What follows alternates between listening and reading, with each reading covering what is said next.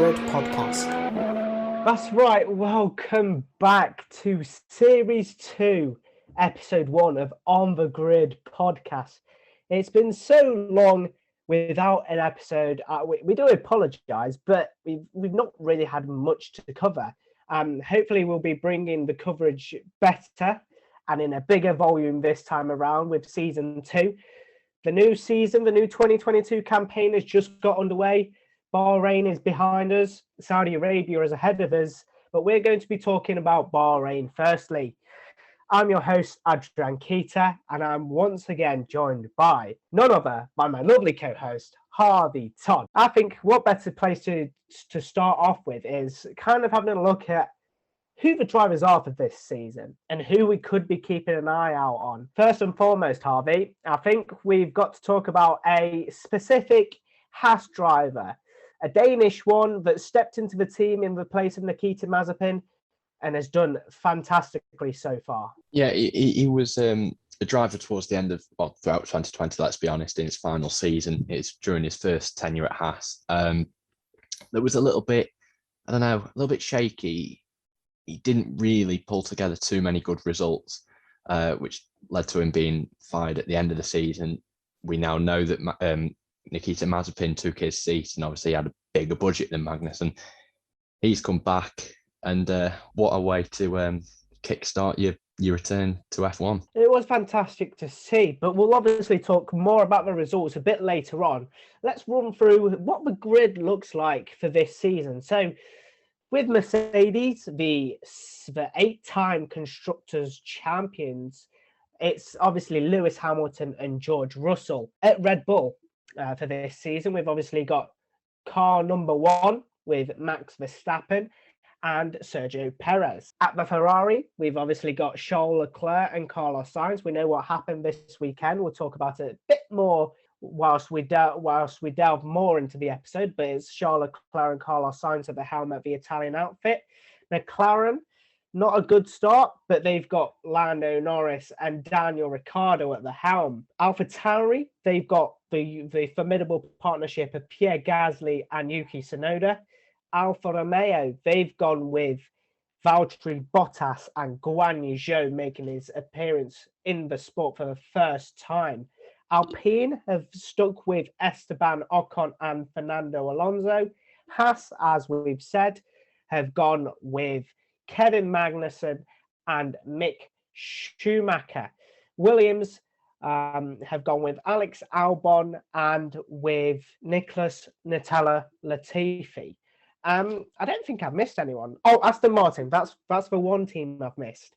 Aston Martin have obviously stuck with their duo, and they are Sebastian Vettel and Lance Stroll. Obviously, Nico Hulkenberg deputised for the COVID-struck Vettel at this weekend's Bahrain Grand Prix, but he'll be back sooner rather than later, you'd hope. But let's go back to qualifying. Let's look through the qualifying results before we delve into the race. Good, strong pace from the Red Bull Harvey, it has to be said. But also, Haas of Magnussen and Schumacher was a formidable pair. And so were the two Ferraris of Charles Leclerc and Carlos Sainz. Yeah, I'll start off with Haas. I think a lot of people at the back end of last season, with them not putting any attention into 2021, let's be honest, a lot of people were expecting an improvement off last year, and I think, to have Magnussen in the top 10, Mick Schumacher just outside, I think that's probably whereabouts they were expecting to be. Ferrari as well. To be fair, pre-season I did say Carlos Sainz and Ferrari would win their respective championships, and that's got off to a decent start, especially with Ferrari. So yeah, Sainz P3, Leclerc P1, Verstappen in between. I think that sets up the season. Always assuming Red Bull get their car ready for races.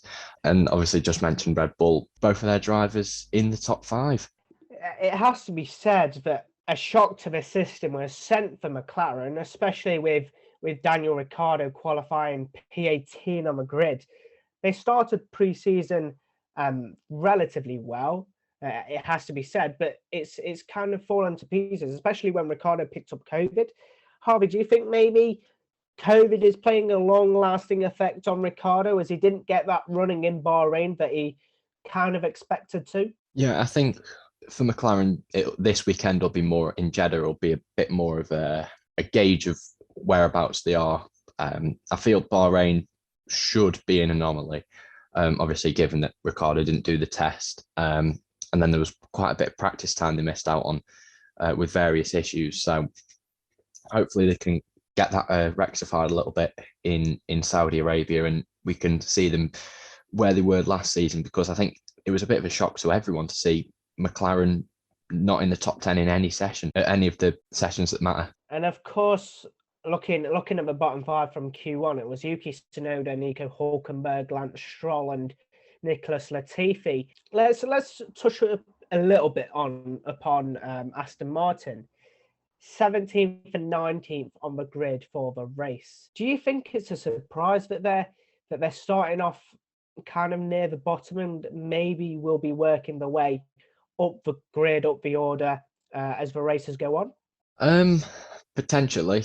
But I saw, I can't remember where it was, but there was someone that pointed out the Ferrari customer teams are doing really well, and the Mercedes teams that have done well in previous seasons, done all right in previous seasons, or done well at the front end. They're sort of down the pecking order a little bit, as we've seen with Williams and with Aston Martin. And I think Aston Martin last weekend, especially in quali, felt the worst of it. Obviously, Hulkenberg come in very last minute, and he had no time to prepare whatsoever. So I think P17 was really good for him. Lance Stroll was someone I was expecting potentially to at least make Q2, but he didn't. So, yeah, not a good start for Stroll. And moving on to Q3, the bottom five in that session was Esteban Ocon, Mick Schumacher achieving his best qualifying position in P12, Lando Norris in P13, Alex Albon on his return in P14, and on his debut, Guan Yu Zhou in P15. I think we'll start off with Guan Yu Zhou, the first Chinese driver in Formula One. It was a relatively good performance, I thought, from him, especially to qualify out of Q1. We saw with Mick and with Nikita last season as the rookies, and Yuki Tsunoda, they took time to adapt to the qualifying formats, especially that I think they're a bit different from Formula 3 and Formula 2.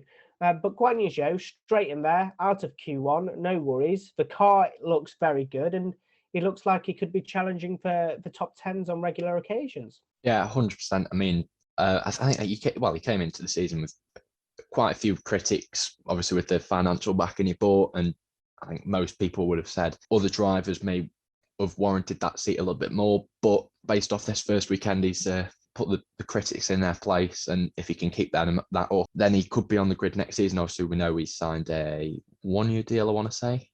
Is that correct? Yep, 1-year deal. So, and obviously there's quite a few hungry F2 drivers that will be fighting for that seat. So effectively, he is fighting for not only a drive for Alfa Romeo next season, or if that doesn't come off, he's going to want to go elsewhere. And I think based off this first weekend, I think he's doing a good job of that already. Moving on to the two best friends, Lando Norris and Alex Albon, P13 and P14. We touched upon a bit about McLaren, expecting them to be in the top 10. It wasn't meant to be, but Alex Albon getting the Williams out of Q1 like George Russell did on a regular basis throughout the 2021 season.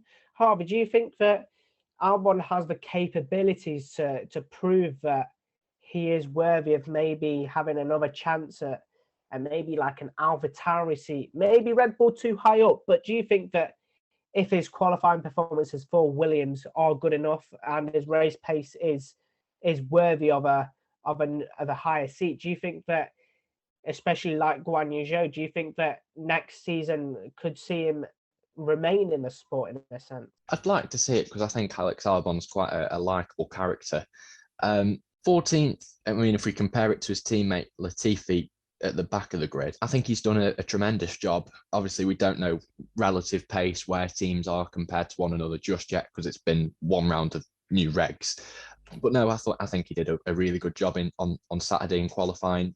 He was not. There was a bit of a gap between him and Lando Norris in 13th, and I think it would have been a tough one to bridge. But no, I think he, like I say, I think he's done a good job, and hope he can take that forward. Like you said, we've only had one race of a new regs and you can't gauge performance. But one man where you can gauge performance is from Mick Schumacher, obviously recording his best qualifying position as he finished 12th ahead of the Bahrain Grand Prix. I think the last 12 months for Mick especially have been very tough. Being in a non-competitive car, unable to score points, regularly near the back of the grid. I think this season is a chance for Mick to shine for Haas and potentially score his first points of the season. Yeah, you mentioned point scoring there. I think it's only going to be a matter of time. And I think at a track like Jeddah, where it is going to be unpredictable, there's going to be a lot of action, and there will obviously be a few crashes, which is not what we like to see. But if we base it off last year's race, it was quite chaotic, especially at the start in the restarts and stuff. But no, I think P12, we've seen what his teammate can do up in P7, as we'll touch on a little bit more later on. But the Haas looks a really good car. And as I pointed out earlier, the Ferrari customer teams are benefiting off these new regs by the looks of things. Because obviously in the last 2 years of the previous regulation era, they were struggling, and Haas were possibly the biggest victim of that. Yeah, I don't think Haas necessarily put enough attention in the last 2 seasons, and I think they've had to put all eggs in their basket for this season, and they'll be hoping to reap their rewards as the rounds tick on. Esteban Ocon obviously rounded out the bottom 5 as he finished 11th. But moving on to the top 10 finishes, Charles Leclerc, pole position, a good 10th ahead of Max Verstappen. I think we touched upon Charles Leclerc first and foremost. Ferrari have turned it up this season. It's clear to see, and I think it's going to be a tasty battle between them and Red Bull. Big time. I think, I think of the two drivers pairings, I think it's going to be a very, very tasty battle, because Red Bull were just a little bit behind, but it's 2v2 this year, unlike last year where it was very much a case of 2v1 with Red Bull and Mercedes respectively. I think it's going to be interesting to see a 2v2 battle, because it's something we haven't seen in recent years at all, I don't think. But then you've got Mercedes just behind, who I think have got unproven business this at the moment. Do you think that we'll touch upon Mercedes a little bit more, but do you think that Mercedes are sandbagging so hard that they were kind of shocked by the respective race pace of the Ferrari and the Red Bull during the Bahrain Grand Prix? Obviously, it's so tough because, like I say, we've only had one race of these new regs, and I think, as we've seen with the Red Bulls retiring, it sort of skews it a little bit in the vision. Mercedes finishing 3rd and 4th, but if we look at qualifying, Hamilton 5th, Russell 9th. I think obviously Russell's had a difficult qualifying. Hamilton, I think he extracted as much as he could. But no, I think as the rounds go on, they'll find improvements, and I think, could it make it a 6-horse race come the end of the season? Hopefully, for the entertainment value. But I think these early rounds will be costly, and I think they're going to have to find the right solution as soon as possible. Damage limitation potentially for the Mercedes. But looking back to qualifying, it was obviously Leclerc on pole position with Verstappen P2, Carlos Sainz P3, Sergio Perez P4. The two ex-teammates P5 and P6. We'll touch upon Valtteri Bottas first and foremost, because I don't think Bottas expected himself that he'd be lining up alongside Hamilton on the grid for the Bahrain Grand Prix, and I think it just shows that the Ferrari engines, the Ferrari engine in the Alfa Romeo is very strong and can propel them towards the top 5. 100%. I mean, as we touched on with Joe earlier, he's had a good qualifying. I think Bottas has been really, really, really good. He was very strong qualifier in the Mercedes, and that form's carried over to this season. I'm not calling him a quality merchant whatsoever before people start kicking off. But no, I think Valtteri, it's a very, very good platform to start off from. And I think if he can sort of help Zhou a little bit in terms of the best strategies and stuff in quali and in the race, I think those two, I think Alfa Romeo could be towards the top of the midfield. But obviously we've got Alpine as well in there, who I think also look really, really strong. Yeah, a lot of the teams look very, very strong, especially like we touched upon there, Valtteri Bottas, as he continues his Q3 streak. It's over 100 consecutive Q3 appearances. I believe it's 102 to put an exact number on it, but it's an extraordinary amount, nevertheless. But rounding off Q3, Kevin Magnussen, Fernando Alonso, George Russell, and Pierre Gasly, a man that once again made another Q3 appearance. I think AlphaTauri really need Pierre Gasly this season, especially with looking at Yuki Tsunoda's qualifying. I think Pierre Gasly performances need to be top notch for AlphaTauri to potentially challenge for maybe 5th or 4th in the Constructors' Championship. Yeah, I completely agree with you. I mean, Tsunoda made a lot of mistakes in qualifying last year, whereas Gasly was sticking it in the top 5, and I think it'll be a similar case this season. Although I don't see Pierre getting into the top 5 on a regular basis. I think he'll get into Q3 the majority of the time, but I think he's just lacking the teammate that can really, really back him up. Tsunoda did it on occasions last year, and if we look at his Bahrain pace from last year, obviously it's a completely different car. I think he put it in Q3, did he? He was close to Q3 either way, if he didn't get in. And to see him down in 16th, it's quite worrying. And obviously Pierre in the top 10. There's a big difference in terms of pace. Moving to the race, it was obviously a very clean getaway for Charles Leclerc. He was followed by Max Verstappen. A little man that had a bit of a boo-boo was Sergio Perez. He was leapfrogged by Hamilton and Magnussen. Harvey, looking obviously from a first race perspective, it wasn't the best of days for Red Bull. 2 retirements, 3 if you're classing Pierre Gasly in a Red Bull car. AlphaTauri being obviously their sister team, but it wasn't the best of days. The start was okay. The ending was dramatic, chaotic, whatever you want to say, but it just wasn't their day.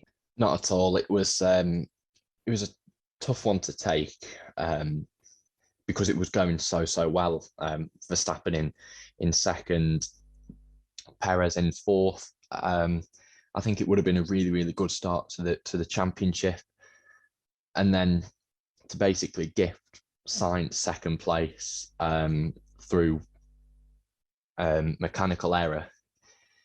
It could be a costly one in terms of constructors if Red Bull can string together some good race results. But it's been the story of Red Bull over recent years. You look at 2020, they got to a dismal start with reliability.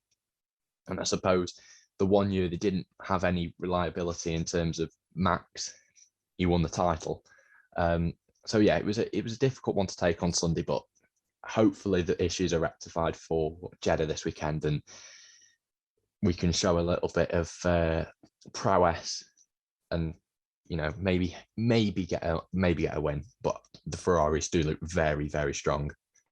One man that was probably the most delighted out of the paddock to see Max Verstappen DNF was Lewis Hamilton as it kind of gifted him a podium. Obviously, Sergio Perez spinning off and seeing his engine cut out also helps. But sometimes you get very, very lucky. And this was one of the occasions where he got very, very lucky. But he was there on hand to take the podium. And you've got to be there in those cases. Otherwise, you're not going to pick up points when it's damage limitations, especially for Mercedes. I think you've put it perfectly there. I think you always need a little bit of luck in motorsport, as we saw in the title decider. Although it was a little bit of a farce, Max was there. He used his initiative, coming for fresh softs and stuff. But obviously that was 4 months ago, so we don't need to go over all that again because we've done a whole podcast on it. But no, right place, right time for both Mercedes cars. I thought Russell had a brilliant start, and to come from ninth to fourth, and it was his best race finish if we don't count Spa, if that makes sense. Yeah, I don't think we should class Spa because it essentially wasn't a race, and that's why one of the rules have changed for this season. So, but we'll touch upon George Russell a little bit more. Like you said there, he started P9, finished P4. I saw a lot of people on social media kind of aim a bit of slander at George Russell. He's waited so long to jump in the Mercedes to qualify for Q3 and only qualified ninth. But to finish fourth and just outside the podium, I think is a good enough start for your Mercedes career. The worrying thing for other people on the grid is we always know him as a bit of a Saturday man, and he's recovered it to fourth in the race, albeit there was 2 retirements ahead of him. But even to come, like we say, you've got to be in the right place at the right time. And if he sticks it higher up on the grid with a first lap like that, we could see him being a little bit of a regular on the podium. You never know. I think he was a little bit nervous on Saturday. I think you're bound to be. I think a lot of the new drivers who moved teams, you look at Albon and Joe in particular, they felt the nerves on Saturday just before quali, because it ultimately sets you up for the race. And thankfully for George himself, he recovered it well. Moving on to, I think, a team that was overly delighted with their display, Ferrari. Charles Leclerc P1, Carlos Sainz P2. Their first victory and their first 1-2 finish since Singapore 2019 with Sebastian Vettel and Kimi Raikkonen, obviously on the podium that day. But the Ferrari is back. I'm delighted.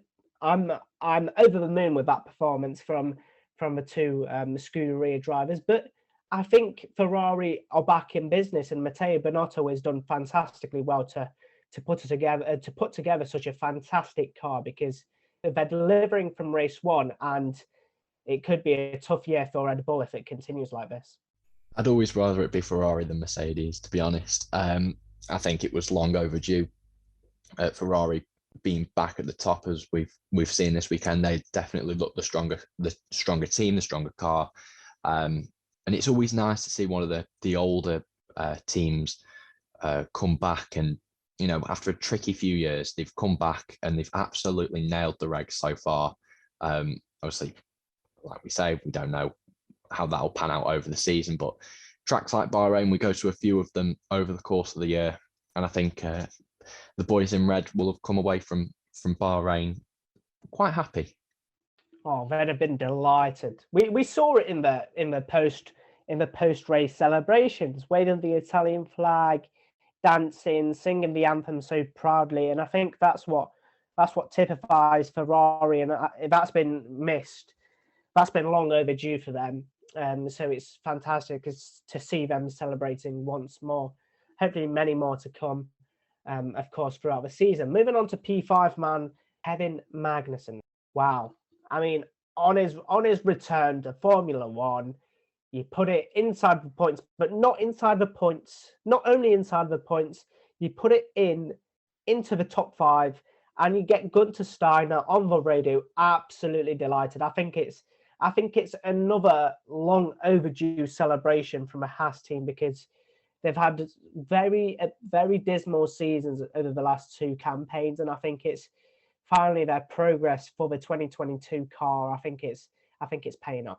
Yeah, it is, but I'm not happy. Why are you not happy? Are you happy because it's ruined the storyline for Drive to Survive? Yeah, and there's no more angry Gunter now. But no, happy Gunter is the Gunter we like to see. And yeah, P5 for Kevin. It was one where we'd maybe think, okay, he's had a good quality, but is he gonna sort of peter out during the race? And he didn't. He had a bad start, but he managed to recover it really, really well. And I think possibly him or Guan Yu Zhou were my driver of the day, to be honest. I know Charles dictated the race really, really well, but in terms of drives like that, I thought they were all three worthy candidates. But I think Kevin Magnussen, definitely a 9 out of 10, 10 out of 10 drive. Tremendous to see him back in the sport and delivering for Haas that needed a result for such a long time. And they've scored more points than they've ever scored in the last 2 seasons in an hour and a half. So it's great to see. It's fantastic to see. But double points for Alfa Romeo and for Alpine as Valtteri Bottas finished P6 with Esteban Ocon in P7, Yuki Tsunoda in P8, Fernando Alonso in P9 and Guan Yu Zhou in P10. I think we touch upon the double point finishes for those two teams, Alfa Romeo and Alpine. Alplan, it's going okay. It's not race winning, podium sitting, a car that will deliver that just yet. But I think points for them is good enough, and Alfa Romeo will also be delighted to have both of their drivers within the points. Yeah, as I pointed out to you, I think it was Sunday night or something, Zhou got off to an absolutely terrible start, and to come back through the order. We've seen the clips of the Chinese commentators going mental over it, which is brilliant to see. Yeah, I thought it was a tremendous drive. And on to Alpine, I think they went under the radar a little bit, because obviously Alfa Romeo and Haas sort of took over the storyline in the midfield, but a solid drive from Esteban Ocon to get up to 7th and Alonso in 9th. It's a decent start for them. Not too shabby Alonso. Obviously, Xabi Alonso is a footballer and we're talking about Formula One. So let's continue with that. This isn't a football podcast. It is a motorsports podcast. So rounding off the finishes of the Bahrain Grand Prix was Mick Schumacher in 11th, Lance Stroll in 12th. Obviously, he recovered very well from the back row of the grid. Alex Albon made up a place to finish 13th, with Ricciardo and Norris in 14th and 15th, Nicholas Latifi in 16th, and Nico Hulkenberg, the final finisher, in 17th. Obviously, 3 Red Bull engine cars, DNF'd, retired from a race, with Perez, Verstappen and Gasly unable to finish the Bahrain Grand Prix in the season opener. But looking ahead of the next race in a couple of days' time, we're sticking in the Middle East. We're off to Jeddah, to Saudi Arabia. Harvey, I know it's hard to talk about this, and ask for any predictions, but I'm going to ask for some a bit later on, as we usually do, for qualifying and the race. But what do you think you're expecting? Do you think we'll see more of the same, Ferrari and Red Bull domination, Mercedes struggles, or do you think the Mercedes will be a bit more resurgent, maybe bring more parts to the repertoire and kind of challenge the front at the front of the grid? The race at Jeddah was incredible last year, action-packed. The starts were quite entertaining at the front end. Got a little bit messy towards the back, so hopefully we don't see any of that this year. But no, I think it'll be an interesting race. A very different circuit, I think, to Bahrain. Obviously, Bahrain's got quite a bit of runoff, whereas Jeddah, it's sort of, you make a mistake, you're in the barrier, as we saw in qualifying last year. But no, I think it's going to be an interesting one. Unsure which way it's going to go, though. Well, whilst you were talking, I whacked up some quick quali and race predictions. So I think it's better, but I start off with my predictions first. and we go back to you for your predictions whilst you jot them down. So for qualifying, I've gone with another Charles Leclerc pole position. I think Ferrari have got enough to stick it on pole position at Jeddah. It'll be tricky because the circuit is obviously very narrow. It's going to require a lot of skill, especially with the new cars. But I think the Monegasque driver will deliver a pole position for Ferrari.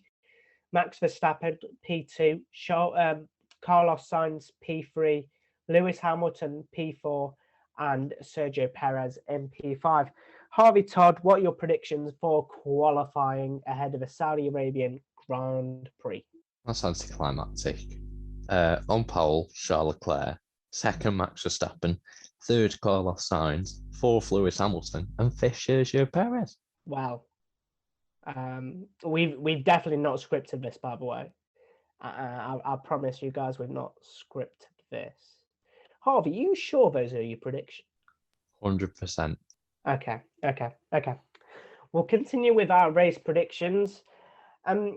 This time for the race, I've gone a little bit different, I think. But for the race, I've gone very different. I see Max Verstappen getting a race winner at Jeddah. I think he'll just edge Charles Leclerc. And I think Lewis Hamilton will get another podium, finishing P3, with Sergio Perez in P4. And I think Carlos Sainz will tail off a little bit towards the end and finish P5. But Harvey, lastly, what are your predictions ahead of the race? I think Max Verstappen is going to send it into turn one and take the lead and comfortably win from there. In second, it's going to be Charles Leclerc. Third, Carlos Sainz. Fourth, Lewis Hamilton. And fifth, George Russell. Where have you got Perez in that case, then? Retiring with a mechanical problem. Ooh. So he's gone. He's got 2 DNFs to his name at the start of the season. Do you think that could play a part in his overall campaign if that does happen at Jeddah? I think it will, because it's obviously not the best. It's an awful way to get your season off. I think it'll knock his confidence a little bit in terms of trusting the car. But not only that, I think it will cost Red Bull big time in terms of the constructors. If Ferrari, what looks to be quite the reliable car, same as Mercedes. There has been instances in the past where teams have had one driver that's been relatively lucky in terms of reliability, and we've got another driver that has, has had terrible luck. We look at Red Bull in 2018, I think, if I remember correctly, with Daniel Ricciardo.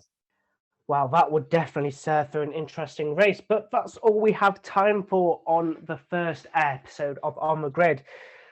We hope that you tune into our content, you engage with us. We're obviously going to be creating a new Instagram, which is live at OnTheGrid Podcast. Our Twitter is also live at OnTheGrid Pod.